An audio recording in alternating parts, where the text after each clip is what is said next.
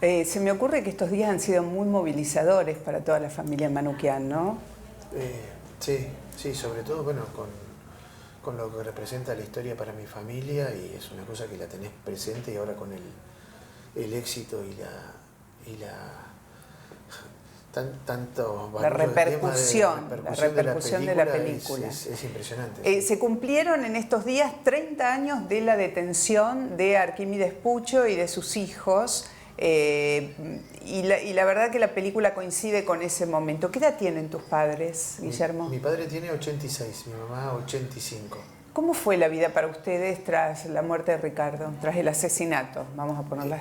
Puntualmente, en el caso de cada uno, te lo describo muy brevemente. Mi papá, a partir de ese momento, no quiso hacer absolutamente más nada. Dejó su actividad laboral, empresarial, y nada, se recluyó en mi casa. Y es hasta el día de hoy que sigue haciendo lo mismo. Lee, tiene una vida tranquila, en el sentido de que no tiene actividad. Y mi madre, bueno, una vida muy complicada, porque la pérdida de un hijo de esa forma es muy tremenda. Ellos, ¿no? tenían que 50 y algo cuando ocurrieron los hechos. Años, sí. Yo tenía 21. Y la mía, una vida muy complicada, ¿no? Muy ¿Por qué? difícil. ¿Qué pasó a partir de ahí? Y porque, como digo yo, para mí es un quiebre en mi vida, eso muy importante, y es como que mi sensación, traducida en palabras, es que me morí con 21 años y volví a nacer con 20 y volví a nacer con 21. Fue una cosa muy tremenda. Volver a empezar como a acostumbrarte a vivir de una forma distinta, a andar cuidándote, vivir en un entorno familiar muy difícil. Se quiebra la confianza en el otro, ¿no? De la sociedad en su conjunto, después de un episodio tan dramático como este. Sí, es algo que después, con el tiempo, tenés que aprender a entender que no todo el mundo es tu enemigo, o no todo el mundo te está observando o te quiere hacer daño. Entonces, bueno, todo eso lo tenés que volver a poner en marcha desde otro lado, de una situación totalmente distinta. Esto porque, para el que no lo sabe, Alejandro Pucho era conocido de tu hermano Ricardo, se frecuentaban en el rugby. Mi hermano tenía amigos en común, íbamos a colegios, los colegios por lo general en San Isidro, la mayoría de los alumnos termina jugando o en el CASI o en el SIC. El caso de mi hermano y mío no, pero digamos que el 80% de nuestros amigos jugaban al rugby. Y Alejandro era muy amigo de mi hermano porque tenía muchos amigos en común, tanto en el club que él jugaba, que era el CASI, como afuera. O sea, se juntaban en lugares a comer, salidas nocturnas, grupos. ¿Por qué crees que el marcado fue Ricardo? ¿Hubo una inteligencia sobre los bienes de la familia, sobre los recursos, la posibilidad de hacerse rápidos recursos?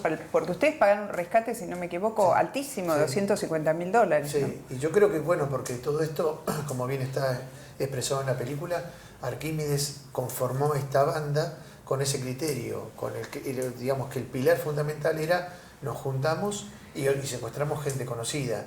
Y bueno, cada uno fue apuntando a alguien que económicamente podía responder a ¿Cada los uno intereses. decís los miembros de la familia o los que trabajaron con ellos? Todos, tanto los miembros, que Arquímedes los involucró a todos, salvo, digamos, la hermana menor y un hermano que ya estaba viviendo en el exterior, pero el resto estaba todo involucrado, más los integrantes, que fueron 4 o 5 integrantes externos, que bueno, todos ellos tenían la misma participación y estaban tan involucrados como Arquímedes, o sea, todos tenían el mismo nivel de responsabilidad. El secuestro de Ricardo Manukyan fue en el año 82, todavía estábamos en el gobierno militar. ¿En qué mes fue? Julio del 82. ¿Cuánto pesa el contexto de época?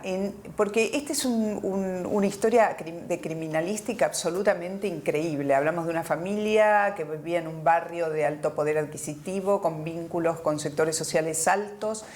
¿Cuánto hay de contexto de época, de entramado siniestro de época en esta historia? Y bueno, mucho, porque la impunidad con la cual Arquímedes actuó te demuestra que en esa época los vínculos que él tenía con el poder político hasta ese momento, en el caso de mi hermano, digamos que habrá sido con los militares, pero los otros hechos que se dan con posterioridad ya son en democracia. Evidentemente era una persona que tenía extremadamente la posibilidad de acceder al poder político y a distintas esferas de protección, sean judiciales o políticas.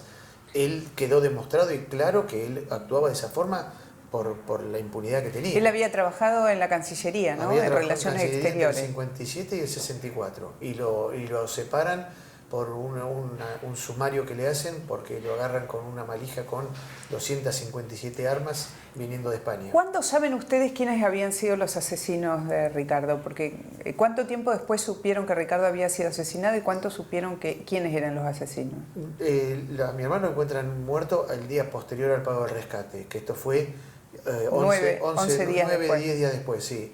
O sea que nosotros el 31 de julio, ya el 1 de agosto, ya mi hermano lo habíamos enterrado, ya había aparecido sin vida en un descampado. Pero quiénes fueron nos enteramos cuando sucede el episodio de la señora Bollini de Prado en el 85, que es donde, a mi modo de ver, un exceso de confianza de Arquímedes y ya el tipo totalmente cebado y no acatando órdenes e indicaciones, tarda 32 días en el secuestro de Bollini de Prado y ahí le interfiere. Cuando hay un allanamiento y descubren allí, a partir de allí. ¿Qué pensaron en esos 3 años? Porque ustedes deben haberse movido, deben haber buscado saber dónde estaban parados. Sí, y bueno, y aparte la justicia te llama para declarar, te van contando cosas que van sucediendo, y bueno, millones de cosas, de que podía haber sido Aníbal Gordon, Guglielminetti, algún organismo de afuera, siempre te van dando opciones. Vamos a explicar cuando hablamos de Aníbal Gordon y de Guglielminetti, que para quienes no lo saben eran pesos pesadísimos, allegados a la dictadura militar, represores, mano de obra que ya empezaba a quedar desocupada en aquellos años y a pergeñar nuevos negocios privados, no pudiendo hacer los negocios en el ámbito público como lo venían haciendo con los detenidos y desaparecidos. Sí, y empezaban a buscar otra actividad, como bien decís vos, para poder seguir con su negocio. Bueno, Arquímedes era una de esas células. Lo que pasa es que no estaba identificado claramente. Lo que había eran rumores de que había una banda que todavía no tenía nombre y apellido. Bueno, el nombre y apellido lo tuvo en el secuestro de Bollini de Prado. ¿Qué pasa con vos y con tus padres cuando descubren que fue Alejandro Puccio, su compañero de salidas, probablemente de club, de fin de semana, de amigos, el autor, probablemente hasta material, no sé si material de la muerte, pero sí material del secuestro? Sí, de material también, o sea, él participó en todo, es el que lo levanta a mi hermano y en el momento en que lo van a matar, a mi hermano le dan 3 tiros en la cabeza. Uno de esos 3 tiros se lo da Alejandro, el otro Arquímedes y el otro Fernández Laborde. Nada, una conmoción increíble, porque aparte, simultáneamente de lo de mi hermano, empiezan a aparecer los testimonios de los otros secuestros. Y vos no podés entender cómo el mecanismo que ellos empleaban era esto, ¿no? De levantar y secuestrar gente conocida con algún vínculo comercial o personal con cada víctima. Y es creo que lo más tremendo y morboso que se te puede cruzar por la cabeza, ¿no? O sea, que te da un impacto impresionante. ¿Qué sienten ahora con la película o qué crees que aporta esta película 30 y tantos años después de esta historia a, bueno, qué sé yo, a todos? Ya no digo a la familia porque uno puede imaginarse. Ya el impacto, o sea, y lo que uno esperaba, en mi caso particular, es esto, ¿no? Que la gente supiera, más allá de la historia, que estos temas son muy delicados, que le pueden pasar a cualquiera, que estas bandas organizadas que tienen vínculos políticos y protección política o judicial están al alcance de todos. Y bueno, creo que la gente se está sintiendo muy identificada con eso, ¿no? Con decir, bueno, primero secuestraban gente, amigos, con los propios vehículos, llamando de teléfonos desde la casa, con una impunidad tremenda. Hoy lo vemos también eso a diario. Y esto sucedió hace 30 años. O sea que la gente está despertando en ese sentido y diciendo, bueno, esto todavía sigue pasando en la Argentina, con gobiernos militares y con gobiernos democráticos de todos los colores, porque estamos hablando de 30 años de historia. Bueno, creo que eso es lo que más impacta en la gente. ¿Deudas pendientes de la justicia en relación al caso de Puccio? Y conmigo, sí, por supuesto.